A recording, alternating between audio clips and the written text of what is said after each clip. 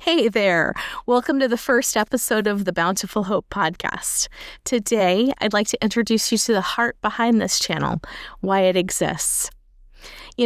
As I've grown older, I've realized how easy it is for people to see only the highlights of our lives, the strength, the smiles, the successes, the social media. But what often goes unseen are the battles behind the scenes, the struggles, the setbacks, and the scars that we carry quietly. So much of that is what shapes us. Those hard seasons, the deep lessons, and those things rarely get shared. And yet it's those very stories that connect us in powerful ways. This space is a place for those stories, a place for honesty, for healing, and for hope. For many of us, that strength came from faith, leaning on God during seasons when everything else felt like it was falling apart.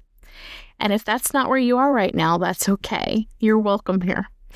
Whether you're curious about faith, skeptical about faith, or just in need of some encouragement, you belong in this conversation. For me, and many of the guests that you'll hear from, a big part of that journey has involved faith, learning to trust something bigger than ourselves during life's toughest seasons. I believe we're not meant to do life alone, that even in our darkest moments, we are deeply seen, known, and loved, and that there's hope for every single one of us, no matter where we've been or what we've been through. So with that, I'm thrilled to launch the Bountiful Hope YouTube channel. Because even in our loneliest moments, there's a greater presence walking with us, whether we realize it or not. A love that is constant, a hope that is alive, and a purpose that is bigger than our pain. You'll hear conversations around life's toughest experiences and the truths we've uncovered along the way. You'll hear about love, loss, fear, faith, and hope. And also about how people have found meaning and purpose, even in the messiest parts of life. One verse that captures the heart of this channel is Revelation 12:11. And they overcame him, the enemy or the adversary, by the blood of the Lamb and the word of their testimony.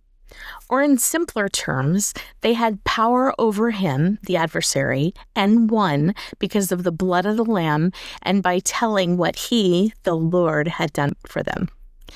There's power in our stories, power to overcome, to inspire, and to strengthen others, not because we're perfect, but because we're willing to be real.